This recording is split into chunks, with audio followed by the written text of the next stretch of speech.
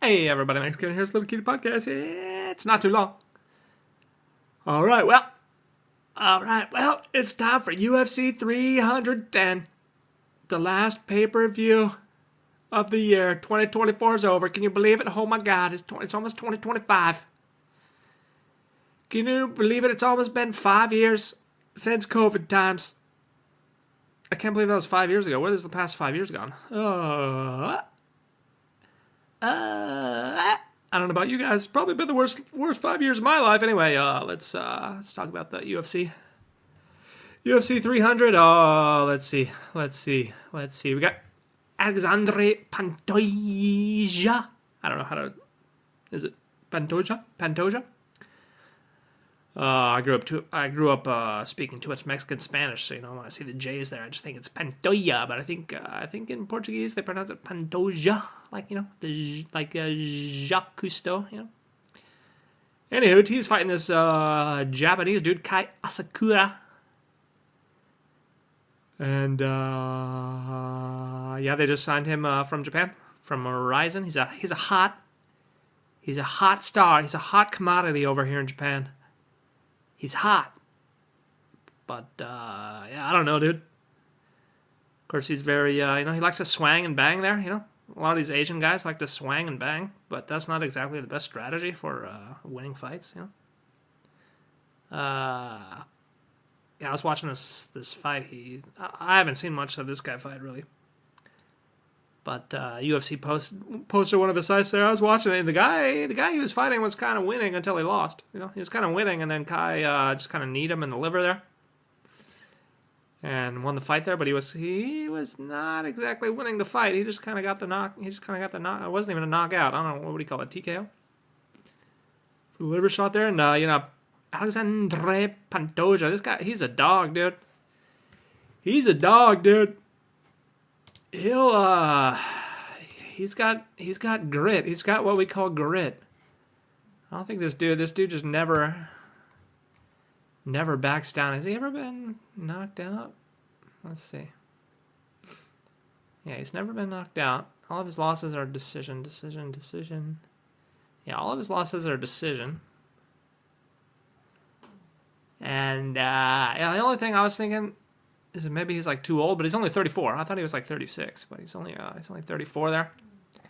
And this guy Kai Asakura, I'm not sure how good of a wrestler he is. And Pantoja is a very good wrestler, so I think Pantoja is just going to wrestle him, probably. After he gets sick of swanging and banging, he's probably just going to wrestle there. Anywho, Pantoja is minus 255 favorite, so he should probably win that fight. I'm not going to bet on that one. Anyway, then we got Shavkat Rakhmonov versus Ian Amakuk Machado Gary. This is great. This would be a good fight here. Everybody, Shavkat's never had a boring fight. Never fought a fight to a decision. He's finished every single one of his fights there. And his head is much bigger than Ian Gary's head. He's got a much bigger head. They're doing these face-offs there, and you just see their jaws. You just see Shavkat. Shavkat's got like the squarest jaw. Like, who has a more square jaw than this dude? I don't know. Maybe Bruce Campbell. He's just got this huge jaw, and then they show Ian Gary, And Ian Gary's just, typical little white dude there, but just the jaw size. The jaw size on this dude. Anywho, yeah, Shavkat is a pretty heavy favorite, minus 360. Ian Gary's plus 290. Of course, I think Shavkat's going to win this one, but you can't count Ian Gary out. I mean, the guy he fights very smart. It's not always exciting, but he fights smart. He always has a good game plan. He doesn't do stupid stuff, except for get cucked, by his wife. Is that his wife? Yeah. And Shavkat's kind of reckless there, He likes to swing and bang. Because he grew up in the mean streets of Kazakhstan, just getting in fights. His brothers would just be like, "Go fight that guy, Shavkat," and he'd be like, "Okay." True story. This is during one of his interviews. He's like, It's like, yeah, when I was a kid, just for fun, my brothers, they just tell me to go fight guys that were bigger than me, and I'd say okay, and I'd just go fight them. It's like, well, that's what life is like growing up in Kazakhstan. Yeah, I think Shavkat's, he's got the longer reach. He's got like a 2-inch reach advantage. I think he's just better everywhere. But the thing about Gary is he fights smart. So I could see Gary like winning a point fight there. Both these guys haven't really like the whole welterweight. I was about to say both these guys haven't really fought anybody, but the whole welterweight division is it's emptying out. I guess all the good guys aged out. Kamaru Usman aged out. Wonderboy Thompson aged out. I mean, there's basically Leon Edwards and Bilal Muhammad, and I guess Jack Della Magdalena is another up and coming guy. But yeah, I was looking at the welterweight rankings there, and it's like there's not really nobody's except for the up and coming guys: Shavkat, Ian Gary, and Jack Della Magdalena. All the other guys are kind of they're all kind of So yeah, both these guys. Yeah, I guess Shavkat's best win is against, I guess, Jeff Neal, and that was a bang burner brawler, dude. And Jeff Neal is having a lot of success. I think that's the best Jeff Neal ever looked. And Ian Gary, who's his best win? I think his best win is also Jeff Neal. Well, I guess Michael Page. He didn't look that good against Michael Page, to be honest. He didn't even I thought he was gonna wrestle and leg kick. He didn't leg kick at all. And I think I remember him saying something about his game plan was not to wrestle because Page expected that or something. I can't remember exactly, but anyway, this should be who? Yeah, bet the house on Shavkat. Of course, then we got Cyril Gaines versus Alexander Volkov. Of course, this is Cyril Gaines' first fight back since losing to John Jones in 20 seconds. No, well, not 20 seconds, but okay. Yeah, 2 minutes. Oh, no, it's not his first fight back. Or is it? Okay, yeah, he fought... Wait, what, September? March? Yeah, he fought Sergey Spivak. And the thing is that he fought Volkov before to a decision. And both these guys kind of have, I don't want to say similar fighting style, but they're both kind of like point... I want to call them point fighters. They're good strikers, distant management strikers, But Volkov's been looking really good recently, man. Volkov has just been, I don't know, he leveled up there after his loss to Tom Aspinall there. He knocked out Rosenstruik. He knocked out Alexander Romanov. He submitted Tai Tuivasa. He beat up Sergey Pavlovich for 15 minutes. Yeah, I mean, that was the most impressive. Holy guacamole, dude. He wasn't even afraid of Pavlovich's power there, He was holding his own there, so I feel like Volkov's turned another corner there.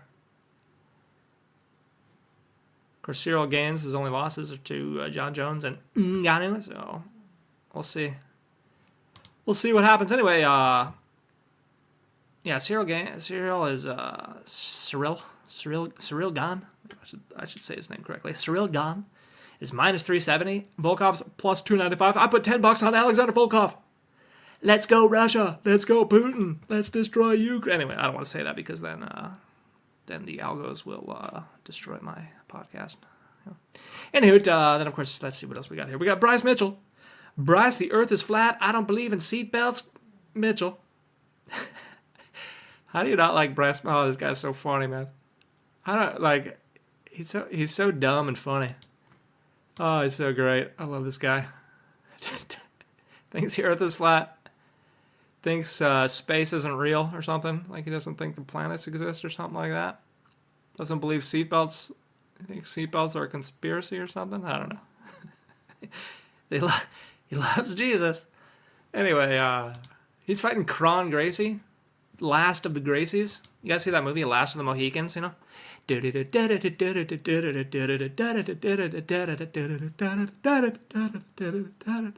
will find you, no matter how far. What was that guy's name? The actor.